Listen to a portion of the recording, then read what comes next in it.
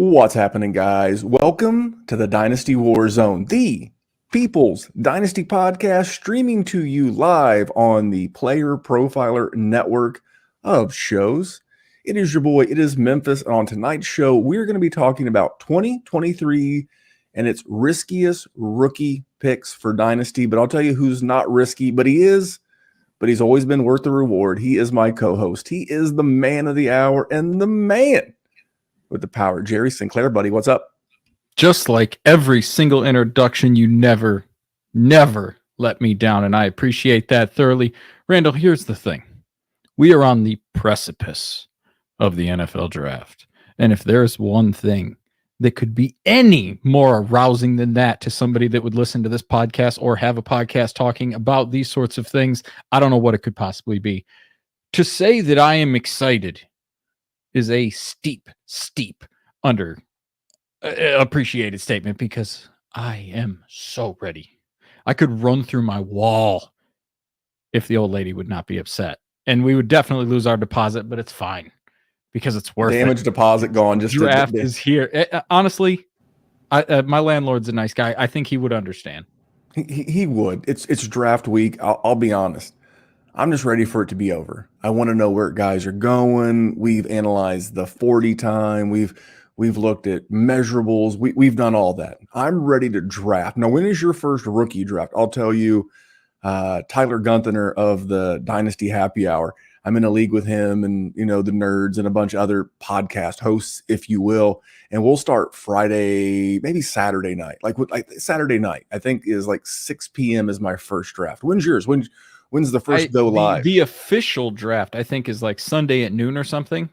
But I know a bunch are getting opened prior. So like my home league, I know it is open and available to pick as soon as the first round starts. But there's not a timer on it until Sunday. For whatever reason, we always just do a day just because we're degenerates and we want it to be done. So then we can tinker with our teams because we're psychopaths, just like everybody that has a passion for this game. But essentially, once the draft kicks off, I'm not a person that's going to draft before the draft. I play Dynasty. So I want all the information that is there for me. There are others. You are purists and you look down your nose at peasants like me. Don't care. Yeah. Our admin. So we have a Patreon, patreon.com/Dynasty War Zone. And our admin is he's actually like a Scottish guy, but he lives in Australia. And like 5 p.m., let's say the NFL draft is like wrapped and done by 5 p.m. That'll be like 7 a.m. local time in Melbourne. And I guarantee you, so we'll go in numeric order. So we'll do patron 1, then when patron 1's over, 2, 3, all the way up through all of our patron leagues. And Neil will not be outdone. Like the minute Mr. Irrelevant is announced, I guarantee you he will turn the draft on in Patreon 1 because Neil's about that action. He's ready. I'm ready. You're ready. I'm ready for rookie drafts, man. 100%. And that's the thing about Australians. So Dynasty Warzone listeners, we have a nice little following with Australians just because we have done so many shows with G and AJ of the Aussie guys. And we put out decent stuff every once in a while. Or the Australians just don't know better. But they're even more psychopathic than Americans are because they'll go to a bar and watch a game at midnight it'll be a night game here or an AM game. It'll be like the London game and they'll be watching it at midnight. They're psychos. Or they'll wake up super early and watch. They're still super interactive, which is why at 5 a.m. I couldn't do it. I could, but luckily I live in the good old US of A, so I don't. Damn right, brother. I don't have to worry about it. So if you're watching this live on YouTube, so we'll be doing this live every Sunday night, 9 p.m. Eastern. I think we'll be one of the first shows because I know the Podfather, Cody, Theo, a lot of these guys are going to Kansas City for the draft, and then the travel day home for these guys is Sunday. So next Sunday night at 9, we'll be able to kind of give you our snapshot moment in time. Hey, what do we think? Initial reactions to where these guys have landed, who's up, who's down. It'll be mostly a recap of the draft show. What did we think? And we'll keep putting stuff together. So tonight we're going to be talking about risky rookies. But that's on the Player Profiler YouTube feed. Now, if you're watching right now, and I can see how it's a lot, I'm actually really impressed. The number of people watching this stream right now, thank you for tuning in. go over to Dynasty War Zone when this feed's over. Subscribe to our channel, because tomorrow night, not on this channel, but on the Dynasty War Zone channel, I am going to be doing an interview with Casey and or I don't know if they're both committed or not, but I'm getting Casey and or both Casey and Jay Wayne from the FF Dynasty, another tremendous Dynasty YouTube and content channel. So if you want to catch that, that'll be tomorrow on our YouTube channel. And our boy Dallas from the Rookie Rundown, he did his draft cap or fact.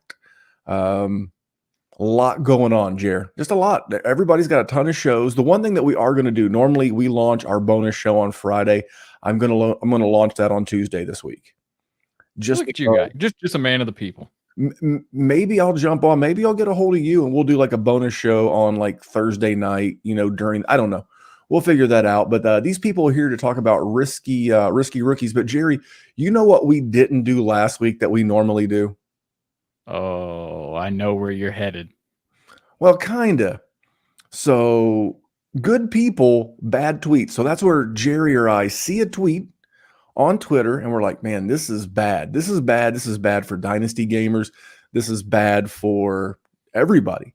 But I actually found a really good one, Jerry, because it's not always about tearing people down. Sometimes it's about celebrating good tweets. And this one actually comes from Alan Seslowski of the Sonic Truth Dynasty podcast. He's like the host / administrator. All right. Great guy. I'm going to be doing a show with him in the not too distant future. But Alan tweeted, if you are yelling buy low on Jameson Williams for a 6-game suspension, it's clear you don't play in real dynasty leagues. The correct advice is buy high. He wasn't available before today. Now you can acquire him if you pay full freight. Jerry, as a Lions fan, as our resident Lions fan, how are you handling Jameson Williams in a dynasty league? And how do you feel as a Lions fan? You don't want me to answer as a Lions fan because, like I said in the Dynasty War Zone Patreon chat, as soon as I got the update, it was what the fuck? Scrap the program. Because there is one thing that the Lions love to do, and it's to disappoint me. So, I mean, it sucks. It is what it is. We've seen the NFL has very specific rules on things. Some of them are shenanigans.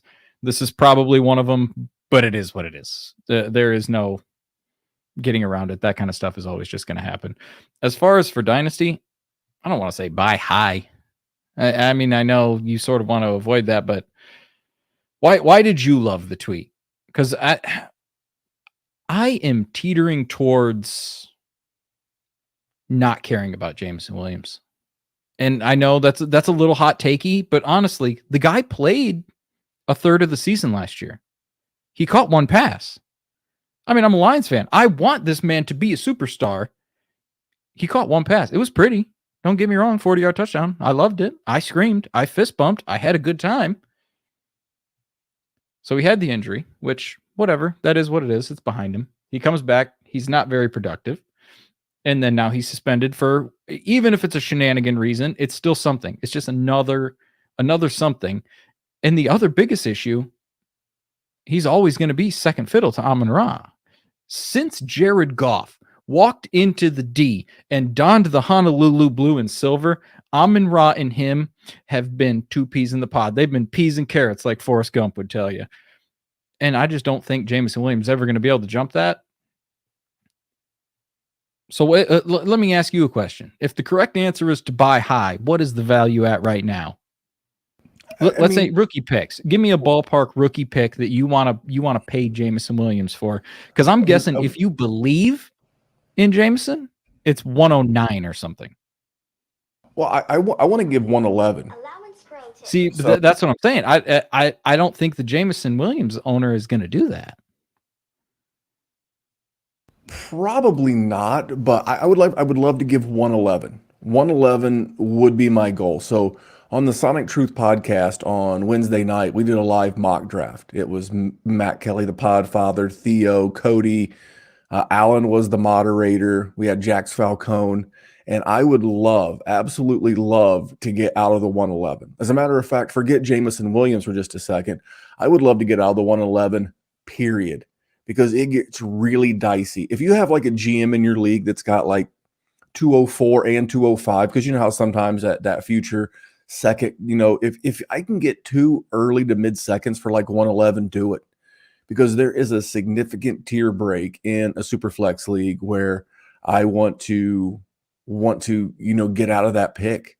So what I've been doing right now, and don't tell anybody my secret, if I've got the 111 or 112 and I've got a couple of those because I've been known to win a league or 50, but piss off. What I've been doing with my 111 and 112 is I'm just finding a team that finished in the bottom 3 last year, and I'm roster surfing, and I'm just offering them 110, 111, 112 for their 24 first. Because if I finished 110, 111, 112, I've won a lot of leagues. And the player that I'm going to get at 110, 111, and 112 in Superflex is not going to change my roster. Right. Not hardly at all. For Jameson Williams, that's where I'd be comfortable buying. I don't know if I could get another GM. That's what I mean, though. That's but they say no. That's quite a bit lower than he went last year. Not really. I don't have his AD. I mean, there were leagues where that man went 104. Well, but again, this is the day and age where everybody jumps to the worst case scenario. Oh, 100%. It's a 6-game suspension, but I will say right now you're kind of playing with fire. That's why I'm comfortable with 111, because you mentioned the significant relationship between Amon-Ra and Jared Goff. Now, because of the actions of Quintez Cephas, who got cut, and the fact that they traded TJ Hawkinson, the Lions are in need of another weapon. And if let's say they use 20 overall, and let's just say hypothetically they take Zay Flowers or Quentin Johnston. I wouldn't love the Johnston pick, but you see how it could make sense. Yeah. Then all of a sudden, now it's more target competition. So I don't know that I'm buying full freight, but I like the thought. I like the thought of trying to get him for a late first in Superflex. I'll be honest, once you get past the 105, 106, and like once you get past Jackson Smith and Jigba in a 1 QB league, I'm fine going after Jameson Williams. We're so close to the draft now. Maybe I'd like to see where Zay Flowers landed, or Marvin Mims, Addison, Quentin Johnston, those guys. But really, I just felt bad for Jameson Williams, because I didn't feel bad that he got suspended, because I guarantee you, as someone who's both conducted and sat through many a boring ass corporate training, I know the NFL has put these guys through this. But also as a guy who's been through a lot of boring corporate-based trainings, I could have been just like Jameson Williams. Yeah. Don't gamble on the NFL. Yeah. I'll be fine. Of course. And then he makes a bet in the Lions parking lot, and I could just see me making that same mistake. So I don't think he's going to get replaced. I don't think the Lions will draft one. I think that's why they signed Marvin Jones, because he's an older, similar version. He can rip the roof off. He's good at making a contested catch. He's been there before. He's a savvy veteran. I think this just showed that they sort of knew that was coming on, because it was sort of weird to bring Marvin back. Good NFL wide receiver, don't get me wrong. He seemed too similar to Jameson. I'm guessing they sort of knew this was already going to happen, and that's why they did it. He's just a little Band-Aid. I'm not saying that Jameson is worth a sack of nickels, but all of the information we've gotten since draft day has not been good. It has not been nice. We had the one little blip where the Dogecoin spiked when he got the 40-yard touchdown, and that was it. Yeah, like I said, I feel bad, but I told you what I'm buying for, and I told you what I'm selling for. So that was a tweet from Alan. Again, Alan is the moderator / mediator between Theo and Matt on the Sonic Truth. But Jerry, I actually put out a tweet. I do this about once a week. It didn't go viral, but it was very, very debated.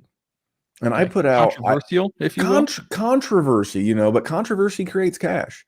And I said, I've checked 3 dynasty ranking services, none of them player profiler, and all 3 have Trey Lance significantly ahead of Jordan Love. And my question is, how? Now, I'm not saying that Jordan Love is way better or worse, but like right now, they're the same dude, except I'm 99% sure where Jordan Love is going to start this year. And I can't say that for Lance. And here were the 3 services. If you want to know player profilers, rankings, you got to go over. You got to get Dynasty Deluxe at a minimum. I would recommend the all-in package. That's up to you to decide. But these are all free rankings, by the way, and they're worth exactly what I paid for them. Right. Nothing. So I went to Fantasy Pros. They have Trey Lance as their QB 14. I went to Mike Clay's 240. Now, Mike Clay's 240 is a decent document, but he has Lance 17. Okay. And then I went to Fantrax, because all you got to do is throw in the Google machine. If you want free rankings, throw in the Googles 2023 Dynasty Superflex rankings. And these are some of the top hits along with Draft Network. And there are more. And Jerry, so all of these services had Trey Lance significantly ahead of Jordan Love. And this is how you spot value. Didn't surprise you, though. It doesn't surprise me, but can I say it bummed me out? How fucking stale are your rankings that you have not moved Trey Lance from your QB 11? You've got to be shitting me. This is egregious. I mean, I'm not saying it because I've always used Player Profiler, but damn, guys, you do understand that people are new to Dynasty. I don't think it's great content. They do content, and I think it's great for newer, freshly starting Dynasty GMs, but like the Matthew Berries, the fantasy footballers, they're doing this stuff, right? So that engages more Dynasty GMs to play Dynasty fantasy football, which I think is great. But then they do exactly what I just did. Hey, this is my first ever Superflex League, right? This is what they do. First ever Superflex League, and it's 2023 Dynasty Superflex. Oh, what do you know? Trey Lance is 14th overall. I should take him ahead of, I don't know, Russell Wilson, Kirk Cousins. You mean guys that are actually going to help you win fantasy leagues? It's mind-boggling. Again, I'm not to say that Jordan Love is going to come in here and set the world on. Lance is sexy. He came into the league sexy. He's still sexy. But sexy. I'm not saying it's smart. And listen, we have always, for the last half a decade, we've done this show. We have been about steak and not about sizzle. But you know damn well rankings are completely mirroring how sizzly somebody is. And Trey Lance was 3rd overall to San Francisco. He could run it really far. But can he? But can he? Well, I mean, he could. When we started the Dynasty War Zone back in 1988, back when the last time that dude played a football game. He's had 420 pass attempts in a presidential cycle, an Olympic cycle in 4 years. Yeah. So that's what I'm saying. Like Jordan Love has 102 career pass attempts. See, here's the thing with Jordan Love, though. Ain't never been sexy. Ain't nobody on the planet was planting their flag for Jordan Love to be the king. And then when he gets drafted to the Packers, even those that maybe wanted to be Neil Armstrong on the moon planting the flag, they hid it behind him. And they said, oh, no, he's with the Packers now. And that backed away. He stopped being sexy. And he's been forgotten of. He's no longer the new hotness. He's old and busted, even though he's not. Listen, I'm with you. And maybe Trey Lance is exponentially better than Jordan Love. Maybe he is. But you're right. I ain't seen shit. And if I can get them for the same price when they're not entirely based on what I'm seeing, you should be able to get Jordan Love plus. So we're doing a startup. Yeah, Jordan. I would guarantee you can get Jordan with a juicy plus. We're not talking 207 sprinkled in there. So we're in the middle of doing a Dynasty startup at our Patreon, and can you imagine if you took where these folks have him? Could you imagine taking him and then realizing later in the draft, holy shit, I've got to take another QB because I've got to start too, and I'm not sure what they're doing. The latest rumor is 4 days ago is that the Niners and the Vikings are talking about potentially moving Trey Lance, which I'm going to first of all say that's a little bit concerning. Wouldn't Ram Carthon, who was in the building when he was drafted with the 49ers, wouldn't he be interested in Tennessee? You know, maybe bring your guy. Didn't D'Amico Ryans, wasn't he the DC in San Francisco? And now he's the head coach of a team that needs a quarterback? And you're not hearing any of that. You're hearing as like a flyer to the Vikings. Yeah, I mean, listen, Jordan Love, never been sexy. Never gonna be sexy. Might be dog shit. Not gonna. If someone wants to make that argument, I'm fine with you. But all of those same exact things can be said about Trey Lance. Stop drafting Trey Lance as or having him as your dynasty super flex quarterback too, because you're going to be in a world of trouble here unless you catch lucky. And if you got him, like if you got, Josh Allen, Patrick Mahomes, and then you got a boring guy, you got Kirk, you got Derek Carr, you got somebody that's going to finish as QB 11, QB 13. You know what? Go ahead. Take your shot on Trey Lance. Go ahead, but don't take him as a QB too, because you're gonna be so upset. He's a QB3 with upside, deep upside. So what volatility? It's not a good structure to build a team. I will agree with you there. You did it to me. What's a good value to pay for him in a dynasty with rookie picks? Trey Lance, like where am I taking Trey Lance in these rookies? No. So behind all of them. So I said I would give 111, 110 in a super flex for Jameson Williams. I would give pick X for Trey Lance. So what would Jerry do? Probably similar to that, I would guess, because that puts him. I would say that puts him QB 5 in this class. If I took him there, would you rather have him? He has the shot that if he is a starting quarterback, he can be effective. So I can take a shot on him there, but also I don't really want to risk it because I've been playing the who is he game for 3 years. So I don't want to move up any higher than that. I know you don't want to pay that much for him. I know that for a fact. I'm not going to offer enough to get him. So I'm not even going to waste and once again, I don't think 110 or 111 is either. I think the person that has Trey Lance is probably just holding him, keeping him in their back pocket. And if he doesn't become anything, you didn't get the sunken cost and you didn't recoup a little bit of value. But if he does turn into something, at least he's there. He's like you put a $50 bill in your coat pocket in the winter, and then you put that bad boy away. And then when October, November, I don't know where y'all live, but it gets cold here early, and you see it, hey, maybe you can strike a little gold that way.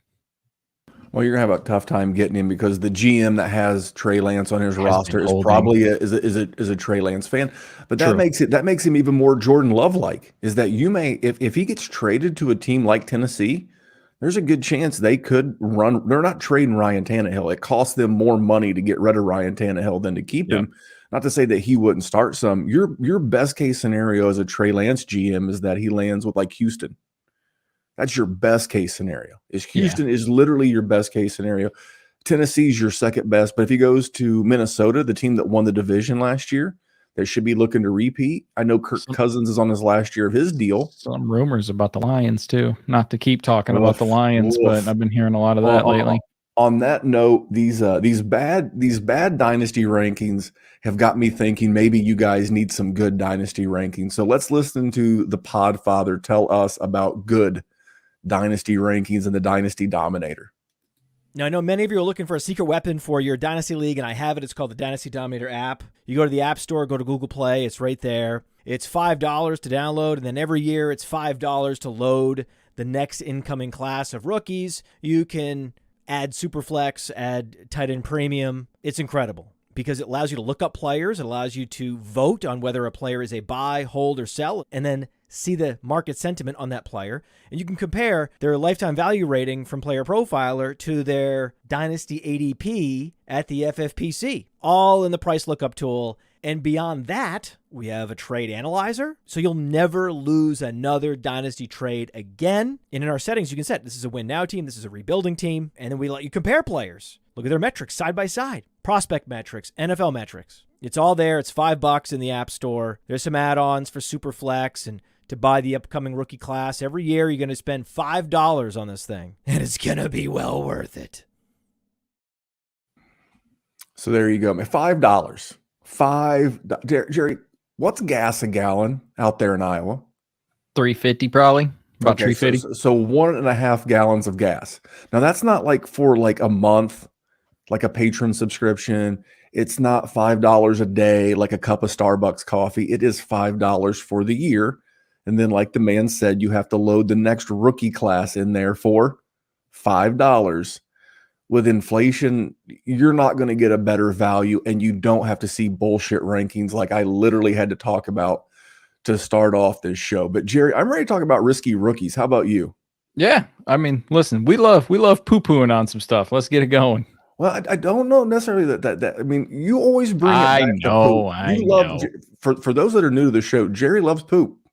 It's. I like talking about poop. Poop's It's funny. Poop's fun. I'm a child. I will be 35 in like 8 days or something. Poop's Happy still funny. early birthday. Yeah. For now that we can't agree on. I don't care how old you are. Poop is always going to be funny. And Jerry, who is the first rookie that you think carries a lot of risk? Now, remember, we're not actually pooping on these guys. No, you guys are going to, y'all will think I am a poopy content creator when I say the name that I'm going to say, though, and that's because it's Jahmyr Gibbs. Well, but wait a second. But with great risk comes great reward. That's true. I know you were a poker player. I'm True. a poker player. I know the Podfather played cards back in the day. And famous poker player Doyle Brunson, he once said, sometimes you have to go out on a limb. That's where the fruit is. So, Jerry, I'm going to give this to you. You're going to talk about Jahmyr Gibbs and why you think he carries risk. Listen, it's just what he has done. He has been a very explosive running back. So was CJ Spiller, which is who Player Profile comped him to. So was Javid Bess, who I comped him to last week. So was Clyde Edwards-Helaire, who had a 1,800-yard season his last year at LSU on the way to a national championship and looked absolutely effing phenomenal doing it and ended up going in the first round to Kansas City with Andy Reid as the head coach. And not a single person wants to talk about Clyde Edwards-Helaire anymore because this kind of thing can happen. He just does not fit the size mold that would suggest that he is going to be a dominant long-term dynasty running back. I'm not saying it's not impossible. Alvin Kamara has absolutely done exactly that. And Clyde Edwards-Helaire had some glimpses where he had some good seasons, and so did CJ Spiller, and so did Javid Best. And if Jahmyr Gibbs can end up in a good situation and put it all together, I'm just saying he is not foolproof. Just because everybody in the Twitter and the Dynasty community wants to anoint somebody the RB2 does not mean that they are going to win you championships in and out. And where you have to get Jahmyr Gibbs is very expensive. It is, I mean, he's not going to be going past 105. And those are picks that will have value, that are tremendous and can sometimes change entire trajectories of how a dynasty roster shapes out. So it is, I'm not crapping on the man. I will have tons of shares because I do like the cut of his jib. There's a little bit of a pun there. But that is a dated term. That is a very dated term, Jerry. I don't even have time to get into jib cutting. But I'm just saying. I've never he's got a little risk to him. I've never seen Alvin Kamara. I'm gonna be honest. When I see him, I see Christian McCaffrey. And I don't know if it's the connection to Alabama, but if you look at these guys, you know, Gibbs is got a little bit more body mass on him. He's got like just over a 29 body mass, whereas Christian McCaffrey's just over a 28. And I mean, if Jahmyr Gibbs lands in a running back friendly situation, and I think the friendliest for what I would want him to do would be Atlanta or Miami. But if he lands into a spot where they're going to use him as a weapon, I don't think in 2023 I want a running back who's a traditional running back, like between the tackles, bruiser, of course, Derrick Henry type. Now, Derrick Henry's an anomaly because Derrick Henry is a super freak. Yes, correct. But I've always seen Christian McCaffrey because of the pass catching. Do you think he could be? He might be that kind of pass catcher. Is that the upside? Is that the upside of his realm if he's like a dominant, like even Austin Eckler, if he gets that kind of a role? I think he's, even though they're, as runners, they're just so much better. Like, I mean, Jahmyr Gibbs has had, I think it's like a 900-yard season or something that he had at Alabama rushing. I don't remember exactly. But Christian McCaffrey had a 2,000-yard rushing season and had like 45 catches. Like, he is, we talk about superhumans. That man's a superhuman. That boy's a freak, just like Derrick Henry, just in different ways. I don't see a situation where that man's going to get 220 rushes. Like he might get 50 catches and he might get 145 rushes. You know who he is? He's DeAndre Swift. Sometimes you're going to see him make plays that you're going to go, holy shit, this man is revolutionary. And he's just not going to get enough work. I cannot imagine any team is going to make him the backbone of who they are. I don't want him to be the backbone. If that's the case, then he's Swift. And what is Swift? I mean, he's been disappointing. He's sizzle. He's certainly sizzle. When healthy, he's actually been quite good. 100%. Except for what they have to do is not give him the ball a ton because he can't stay healthy. And I'm not saying that that's going to be the same thing with Jahmyr Gibbs, but he's risky. He is not completely insulated from these rankings for sure. No, I agree. But again, with risk comes reward. And if you're going to risk it, that's why we want to talk about these guys. If you're going to risk it, you got to make sure you're getting something out. I think he's got RB1 overall season or two in his future if he lands with a Mike McDaniel in Miami. I think they can scheme him up. I want to see him land with a coach that I really like. It would tell you a lot of negative things about Javonte Williams, but I would love for him to go to Denver with a Sean Payton and the way that he actually used Alvin Kamara. So I would love that, Jerry. My first guy is a guy I've not been super high on, but I can't pretend like there's not some reward, but I think there's a lot of risk with Quentin Johnston. My concerns with him is that he's good size, but like he's not like a DK Metcalf. You know, there was some concerns around DK Metcalf's agility score. You know, was it his 3-cone or his short shuttle, whatever it was? Yeah. It was not great. But, you know, DK would just like run by you. And I'm not seeing that. 6'3", pretty tall, especially for this class. You know, there's not a lot of that prototypical outside big body, you know, wide receiver in this class. 208, you know, good arm length, but he's not fast. You know, he's not, you know, agile. So he's not going to be like this smooth route runner. I just don't know how he scores fantasy points. I see him as like that big body clasher on the outside because he can jump. He's got great, you know, vertical and broad jump measures on Player Profiler. I just don't know how he wins. Now, again, the right scheme, and that's something else that I'll do. A good friend of the show is a gentleman named Shane Hallam. He does fantasy football and mock draft work all over the place. He's been recruiting these guys, not recruiting. He's been scouting these guys and analyzing these guys since they were in high school. So he literally, like in a weird Devy league that he's in, he just drafted Peyton Manning's son, not his nephew, his son, who's like in 8th or 9th grade. It's super deep. He's been tracking these guys forever. And when these guys land, I'm going to have Shane on the show. And Shane's going to say, hey, this guy is or is not a stylistic fit. I think Quentin Johnston is very landing spot dependent. We all are. But I just don't know how he wins at the NFL level, Jerry. I was sort of pissed that you got this one because I have been pretty vocal. We covered this last week. I write the show sheet. You get the pen, you get the power. I have just not been a fan of Quentin Johnston, really, just for where he is. And he absolutely 100% could be my biggest mistake of this rookie class. And I have accepted that and I've come to terms with it. I watch him and I see him and I don't see a star.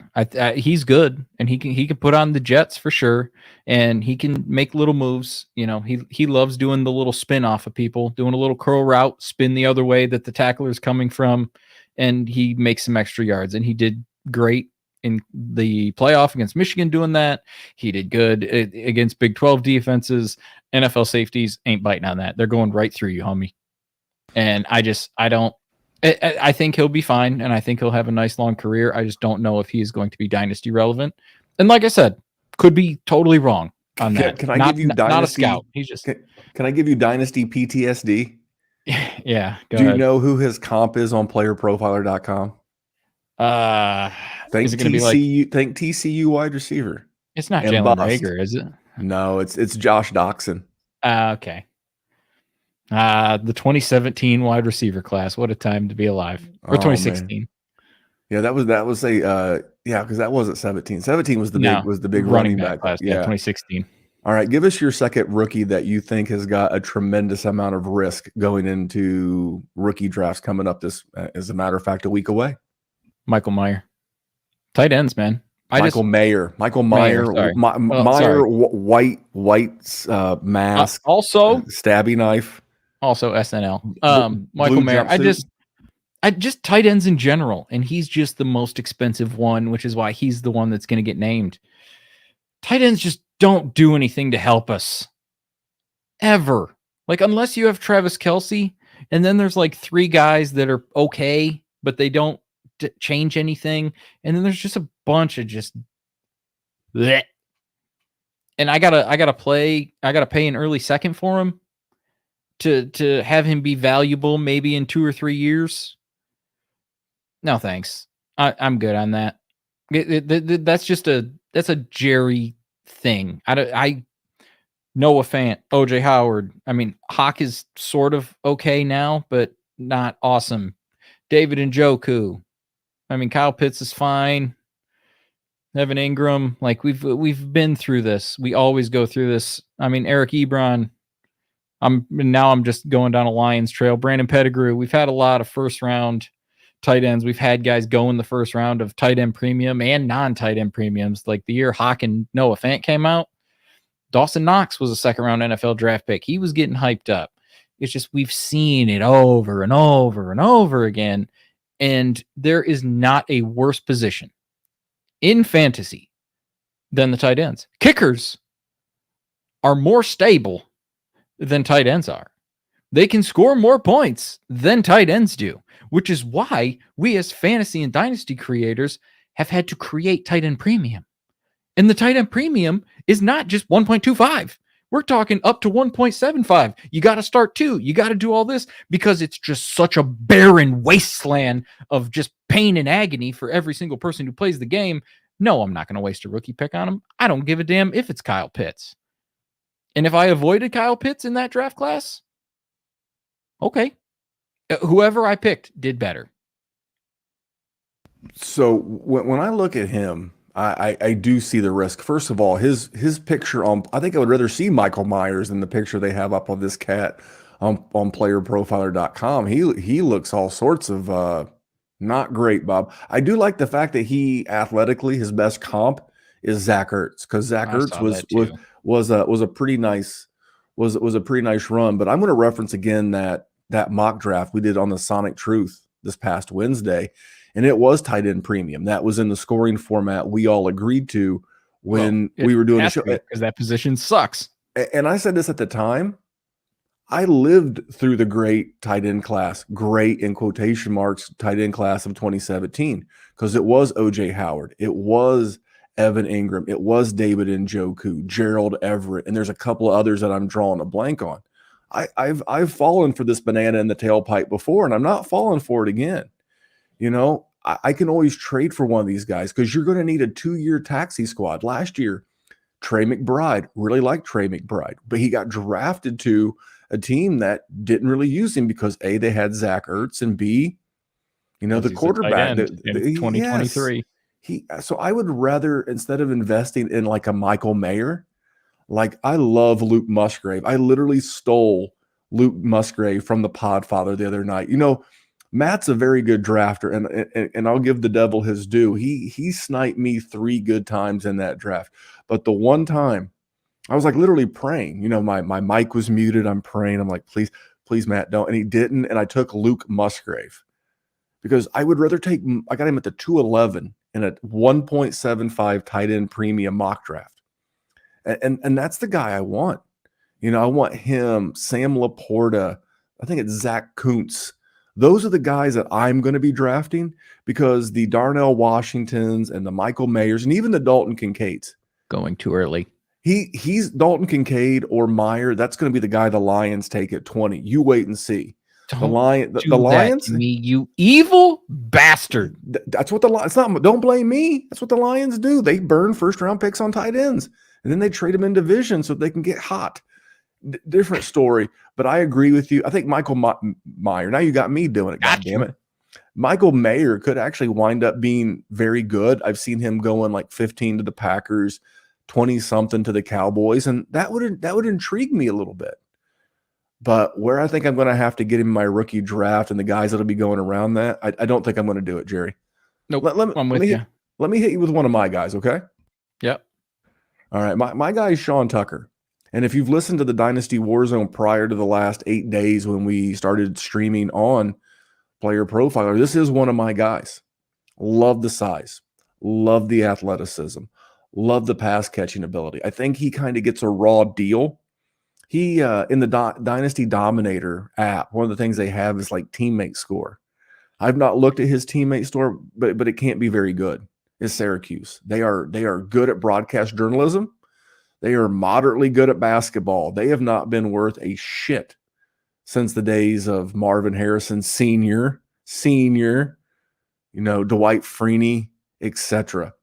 So, but I love Sean Tucker. He's got the speed, ran a 4.39 at his modified pro day, recently got cleared. Player Profiler equates that to a 4.44. Good speed score, 28 reps on the bench press. He does not have agility scores listed here, but I am really, really looking to see where the NFL values him. If he gets day 2 draft capital, even if he goes 90-something overall to a team, I'm going to be even more in. Because when I watch him, and I'll be honest, I'm not a film grinder. I'm not Cody Carpentier. I'm not, Garrett Price. I'm not that guy. But when I watched what I've watched of him, I love his style. He gets through a hole and he's gone. He was a sprinter. I guess he still technically is a sprinter. He has that sprinter speed. I really want him to get at least 4th round NFL draft capital. And if he does, Jerry, then I am going to be all about this man. I can dig all that. I mean, I think that's fair. He's definitely risky, but I'm with you. And the guy that I'm going to talk about is sort of the same. Here's the thing. Well, tell me about Sean Tucker, and then I'll give you a minute to get ready for your next guy, because we got to take an additional second to hear from the pod father. No, man, I like to get these breaks in evenly sparsed out. They're only 1-minute reads, but I like to get them evenly sparsed out throughout the show, Jerry. So anything on Sean Tucker? He kind of looks like a young Ludacris. I'm fine with Tucker. I'll take stabs on him. He's not my favorite guy. You definitely like him more than I do. In the leagues that I have later picks, I will have him. But nothing crazy. And it's only because he is sort of risky that I'll take some shots in case my man can hit, because anybody can. I mean, look at Isaiah Pacheco.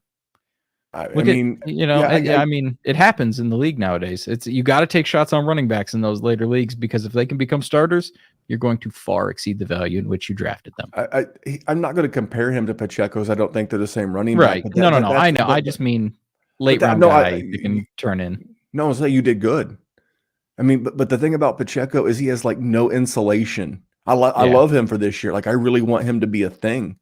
True. But he has like no insulation from a draft capital standpoint. Yeah. Like, if something sets their fancy and they want to draft a Zach Charbonnet or a Gibbs or a Israel Abanikanda, nothing's going to stop them. And then that tanks, Isaiah Pacheco, who I really want to get very little competition in this draft, Jerry. But if we wanted more on Sean Tucker, if he's going to break out or not, and his teammates score and things like that, maybe we could use a little thing called the Breakout Finder. Oh, hey, it's Mr. Breakout Finder coming at you. The Breakout Finder features 3 key tools: a database of metrics that include speed score, college dominator, breakout age, but also Breakout Finder only stats like dynamic score, level of competition, teammate score. All of these things are part of the overall Breakout Finder algorithm that pinpoints the probability that a player will break out. Everyone's talking about my model does this and my model does that. Well, we give you the data points that go into the model. We have a feature that lets you compare players, and then we give you the precise probability of every wide receiver, every running back, sorted and filterable by class year. So when I'm talking to my friends and I need to show them why I'm so bullish on player X, I pull out the Breakout Finder and bam, there he is. So go to the App Store, go to Google Play. It's $5 to get the Breakout Finder, and then a couple extra bucks to get some of these additional enhanced stats. Go download it and thank me later. There you go, Jerry. Teammate score. you're a tier 1 breakout finder. I was lucky enough to find I found you. you, and you broke out 5 years ago when we were recrafting the Dynasty War Zone. I was like, I was given a list of guys that could be the potential co-host. I identified you. I was like, this guy's That was it. the worst rookie draft pick you ever made, buddy. But Dude, thank you number 1 on your shirt, number 1 in my heart. But give me another risky rookie that you're looking at in this class. Zach Evans, and our homie Matt Kelly just did a little video on him, and I'm essentially just going to regurgitate it because I saw it and I couldn't have agreed more. He's a little guy who doesn't catch the ball a ton, not highly effective. Kendre Miller sent him packing out of TCU. He goes to Ole Miss and he's fine. I mean, 900 yards or something, but like no catches. So he's going to just be a first and second down back in the NFL at 5'11", 200 pounds. And that's the guy I got to draft in the middle of the second round with my rookie picks? I don't think so. That's not going to be it for me. There's too much risk with that one. What I need him to be and what he is are the exact opposite. And it's just, it's like the kid trying to jab the little star shape into the square shaped cube. You know, when you got to match the shapes up, you're just trying to force it and it's not going to work. I mean, listen, you can cut a puzzle piece as much as you want. It's not going to make that picture pretty. It's fugazi, buddy. You could have told me his best comparable on Player Profiler was Sony Michel, and I would have like rubber stamped this one. Risky as could be. I mean, but I would have taken Sony Michel 100 times out of 100 over Zach Evans. You know, But yes, I hear what you're saying. I'm not the classic film grinder again, like Cody or so many guys that do a great job with this. But the film I did watch on him, it's like, you know, you can see effort, right? Like if you ever see little kids play sports, soccer, basketball, whatever it is, you can see the ones that are really into it and are giving a ton of effort. They may have no earthly clue of what the hell they're doing, but dude, they're giving it hell. And I don't see Zach Evans giving it hell. I mean, I just see the guy who's not going to get the extra yard, and I don't see a player who's going to endear himself to a coach. And he's not a special athlete. Again, best comparable on Player Profiler to Sony Michel. He ran a 4.56 40, 4.51 in his pro day. Decent agility score, not a very bursty athlete. He's just kind of meh. And unlike a lot of the other guys, even the guys that I don't like, I'm being really honest, I don't like Quentin Johnston. I see the reward he could very much have for 100%. Fantasy football, even as a rookie. I totally see it. With this guy, I don't. I don't see much reward. I think he's now in the mock draft I keep referencing we did the other day. He did not go I don't believe he went in the first 3 rounds. And I can tell you, I was in that draft. See, like after that, I mean, I'll definitely take a shot after that. That's fine. I'm cool with that. I saw one the other day and I think it was like 205 or something. Kiss my ass. I mean, he didn't catch a lot of passes. His most receptions. That's what I'm saying. He got 12.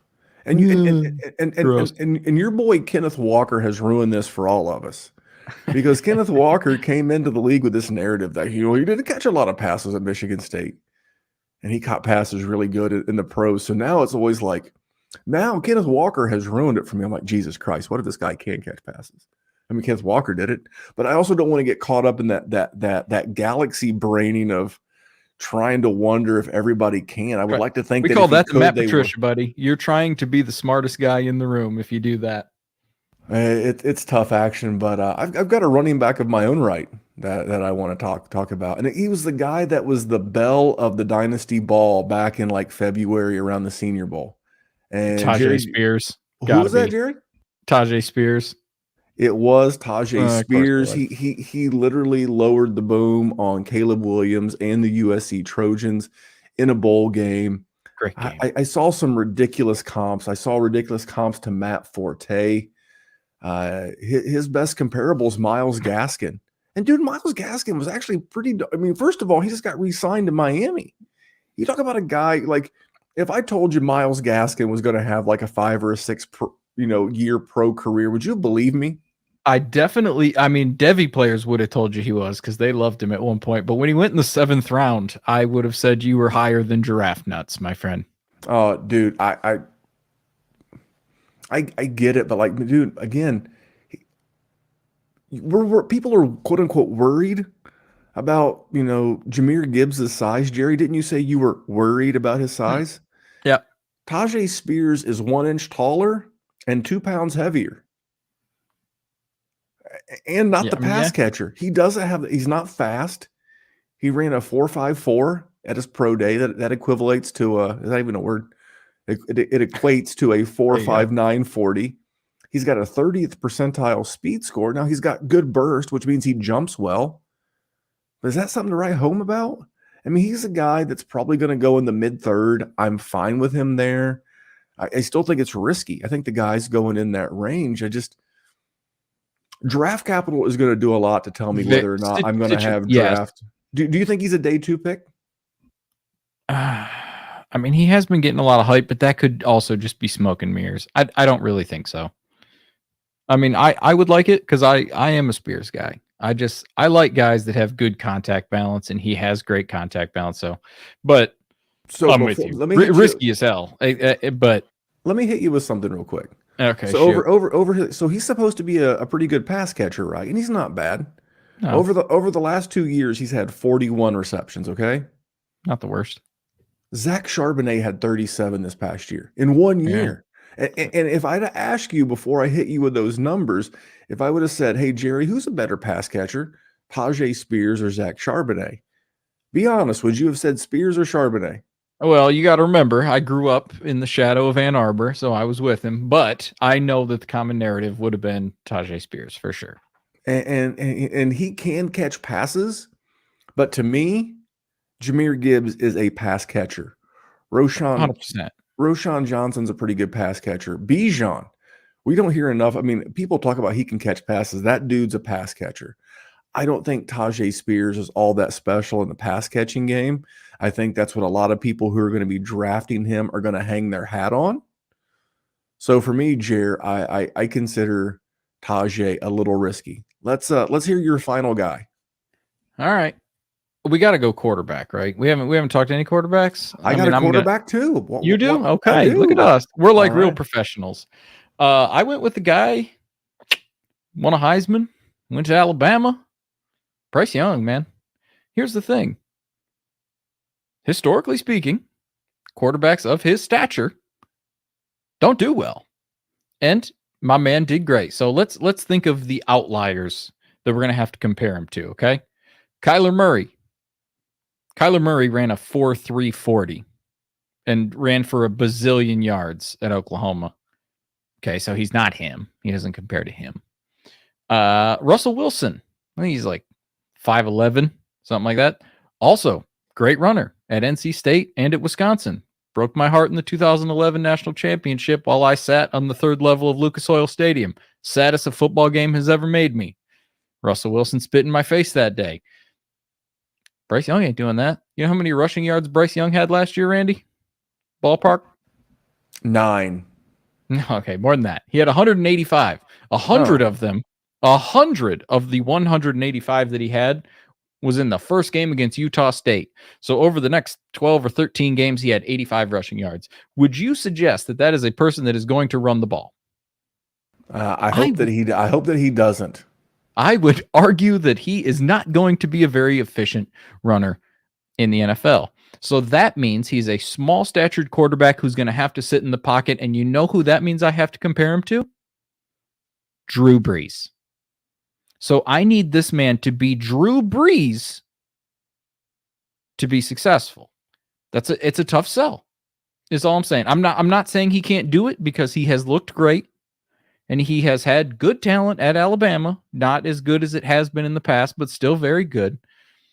He has won big games. He has looked good in those games. He very much seems like a good prospect, but to say he's not risky because of his size is just false. You're lying to yourself. The history of that position. So this will make for good radio. Give it to me. Sure. Do you know why, outside of the shoulder injury, why Drew Brees played to 40 and he never really got hurt outside of the one shoulder injury in San Diego? Because Why is that? he knew how to get rid of the ball. Now, if you want to say he's risky because he doesn't have the upside of a QB1, I'm going to give you a big thumbs up. The day and age of the Drew Brees, the Peyton Mannings, the immobile, basically the QBs that lack the Konami code. If you were to say to me, that's why I think he's risky, is that he doesn't have that. But I think from an injury, Tua, Baker, guys of that playing style, they think they're more athletic than they are. You know, Kyler Murray is that athletic. I think Bryce Young is smart enough that he's not going to put himself in harm's way. I think if you have a running back that catches passes and one of these rookie quarterbacks get drafted to that team, he's the one you want. Let's just say hypothetically, I know he's not going to, but let's say hypothetically that he went to San Francisco. Dude, that's a huge win for Christian McCaffrey. Or if he went to anywhere where you have he like, could go to Carolina with Miles Sanders. Miles Sanders is a pretty good pass catcher. you know, that's the funny thing. Everybody keeps talking shit about Miles Sanders. You know, he had like 60 targets and 54 receptions his rookie year with Carson Wentz. Yeah. People seem to forget that because he spent the last 2.5 seasons with Jalen Hurts, and Just Jalen Hurts touchdowns, didn't. He does it. I think Miles Sanders has got sneaky PPR upside. So I disagree. I mean, anything else you want to bury? You want to bury Bryce? How do you disagree, though? I mean, this man's going to 101. I think 101-ish. 101-ish. I mean, No, I guess Bijan's going 101, but he's 102, 103, 104. This is Little fella who doesn't run.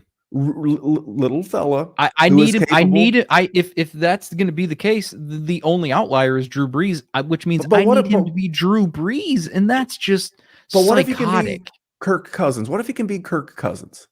Okay, I mean, Kirk Cousins is 6'4", though. Like he can see over the offensive line well. But again, that's what I'm saying. Like I need him to be an immensely accurate quarterback in a size, stature, and a size profile that is not congruent with what has been successful in the league historically.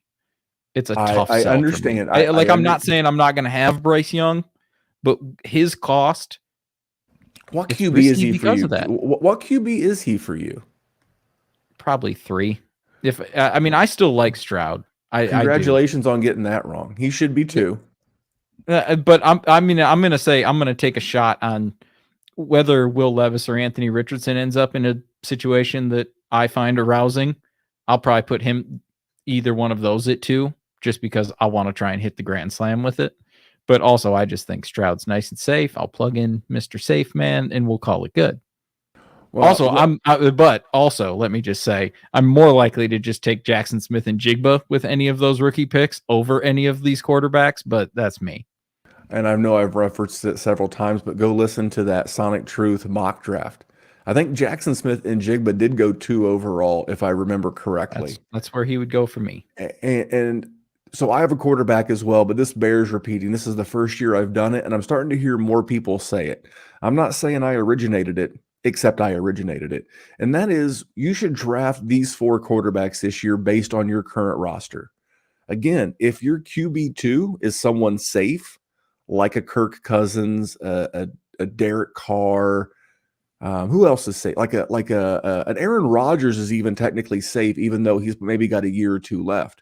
Right. That is the perfect situation where you add a Will Levis or an Anthony Richardson. But if you got like a true wild man, a dice throw back there, then you need someone more. Maybe you have Geno Smith. Maybe you have Jared Goff. Maybe you have Kirk Cousins, and you feel like maybe you got 1 year left. So you have a year to play. You have a year to play with. You have say, I got 2023. So I can afford to gamble on one of these young high-end guys. I can afford to gamble on Levis. I can afford to gamble on A-Rich because I can see what they do, because I've got my Kirk Cousins. I've got my Geno Smith. I've got 2023 covered, but I know I've got a big shot in 2024. But I did pick Will Levis was my riskiest guy. Now Levis is my guy. He's 100% your guy. I got the fisheye the other night when I took him 105 overall. I took him ahead of Stroud, and I do not care. I love Will Levis.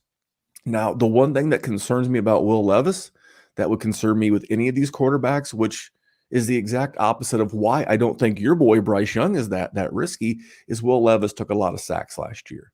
Now, I think part of it was because he played hurt, but he took 37 sacks last year. That makes me nervous. You get behind the chains. You take a lot of sacks in the SEC. I mean, that's big boy football. That's like, for you baseball fans out there, that's like AAA. If the NFL is the major leagues, then the SEC is AAA, that one level below. And if you got hurt there taking a lot of sacks, you're going to get hurt in the NFL taking a lot of sacks. That makes me nervous, especially for a guy that doesn't have the best mechanics. I know he's working with Jordan Palmer, the quote unquote guru who helped Josh Allen with his throwing mechanics. And I do believe that Will Levis can be a really good quarterback, but I have to acknowledge that he is super risky. I hope he can get back to his 2021 season where he only had 16 total sacks. But for that more to double, I know he played with a lot of injuries. He had a lesser supporting cast in 2022. But I have to admit there is a substantial amount of risk with his playing style. And the fact that when you get drafted in the top 5 to 7, you typically go to a bad team, and they're bad because they usually have a bad offensive line. These are all things that I really worry about. I'm hoping that he's completely healthy and he's a little bit more scrambly, with the ability to scramble a little bit, extend plays. And I will not be sad if he winds up a Colt on Thursday night, Jerry. No, you're going to be the happiest fucking camper on the planet. Don't lie to these people. This His is what ADP I will say. Just goes to the moon. Here's a little secret that I'm going to tell outside of school. All of the quarterbacks are risky. All these rookie picks are risky. They all carry some sort of risk. Okay, you little turd. I mean, that's true, but I mean with the quarterbacks in general. Anthony Richard, 100%. But maybe natural. He has natural insulation. Yes, 100%. He could be bad. He could be bad and or get hurt this year. Yeah, he's still going to be just as valuable next year. Yeah, if he does what David Montgomery did early in his career, his value will still be through the roof just because of his name. His reputation bought him a little bit more ADP insulation. So that's what makes him safe. Even if you're doing startups right now and you can draft the actual rookies, you're actually buying a lot of insulation at his ADP. But you want to talk about all these guys are rookies. Just the quarterbacks in general. Anthony Richardson, Will Levis, CJ Stroud, Bryce Young, they all have reasons that they could absolutely fall on their face. I think either one. I think two of them are just going to be bad, and I think one will be fine for a while. History indicates you're correct. I don't see any of them as like the only one I think that can be a star is Anthony Richardson, and I don't know if I'm ready to believe that, but history says you're going to get one star, you're going to get one serviceable starter, and the rest of the guys are going to be journeyman to bust at best. And that's, and I don't want to. Rich Rebar was on with Matt a couple of weeks ago on the Mind to Mansion, and he was talking about Justin Fields. That's what, and Trey Lance. Sorry, guys. I mean, we've already got our bust, and we've already got our bust. Well, our bust is Zach Wilson. You're hoping for a reclamation project. Your star's Trevor Lawrence. Is Justin Fields your serviceable, quarterback? Maybe not a superstar, because that's where because Trey Lance, at least out of all those guys, is the mystery box. Yeah, it could be anything, even a boat. Even a boat. So Jerry, that is a show. That is our riskiest rookie picks. We'll be back here. I think next week. I think it's pretty simple. What our show topic is going to be instant reactions. Some instant reactions, stock up, stock down. I think that's the way to do it. Now, Jerry, where are you watching this rookie draft at? Probably my cell phone. I'll be at work, so I will have the video playing, and I will just continually watch it. Hopefully, my boss is not a subscriber of Player Profiler or Dynasty War Zone, because that's 100% what's going to happen. Now, the good news is I manage a place that has a lot of TVs, so I should be able to see it. I shouldn't have to do it on my phone, but I promise one eyeball. Now, who's the local team? Like, obviously, I live. So Iowa's weird because they don't have, they just have corn. I out got to here. guess Minnesota and Kansas City. Those are my guesses. Two guesses. I Minnesota. would say yes, for sure. Majority Kansas City, though. Mostly it's a bunch of Chiefs fans, which cool. Super Bowl champions, and I'm a Lions fan, so that never works out. But yeah, a lot of Vikings too.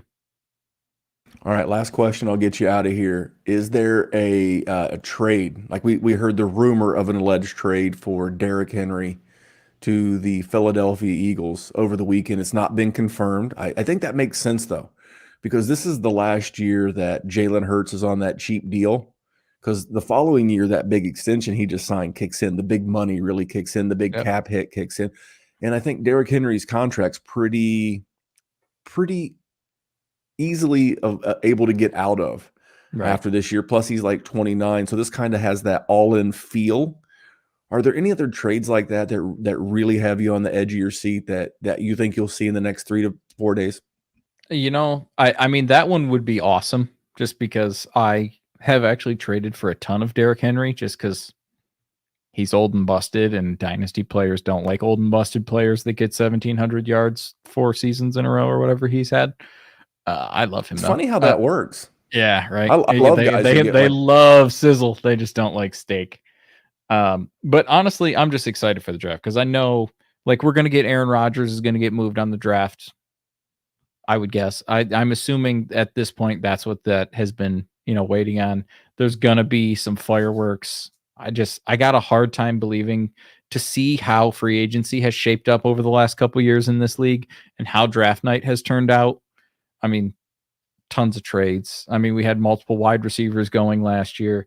I would love to see some more stuff like that. And a lot of teams need wide receivers. So I would love to see that too.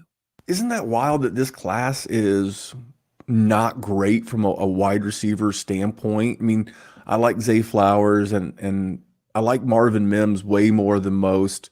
Of course, you got Jackson Smith and Jigba, but man, I think normally I'm a big draft running back and trade for wide receiver guy.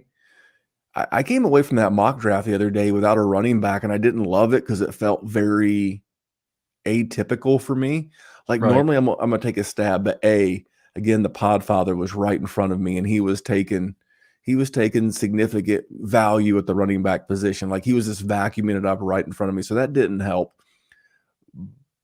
But I don't mind this wide receiver class because to your point, I mean, can you think of a team that's just like we're good at wide receiver? I mean, No, that's even Cincinnati, who's got Boyd and Higgins and Chase, it's like they still need somebody because next year they got to pay T. Higgins, and Yeah, then they got to pay Burrow, and then and by the time it's all said and done, you're going to have probably a $20 million wide receiver, a $25 million wide receiver, and a $50 million quarterback. That's 3 guys taking up about and if 35, they don't get a 40%. Super Bowl next year, they ain't gonna do that.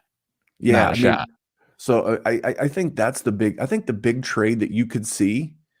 It may not happen because the team just got sold or is quasi sold. Is I think if I'm a GM and I don't know how I make it happen under the cap, but if I'm a GM, I'm reaching out to the Commandos and I'm seeing what's the acquisition cost on Terry McLaurin.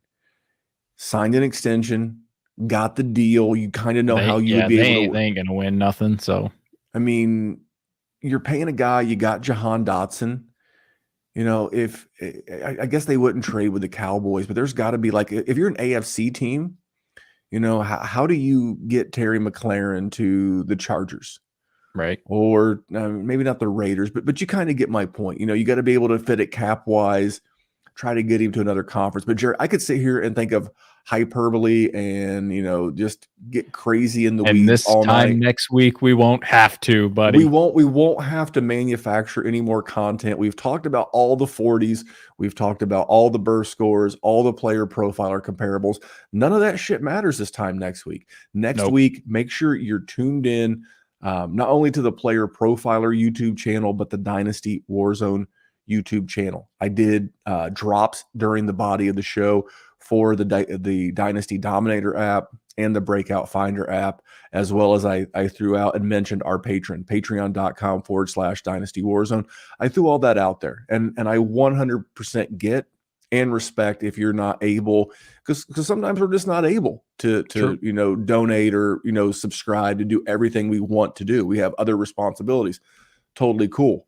But a 100% free way to help the Player Profiler YouTube channel, the Dynasty War Zone YouTube channel, is to rate and review the shows on Spotify, Google Play, iTunes, and commenting, upvoting, thumbs upping, subscribing to everything on YouTube.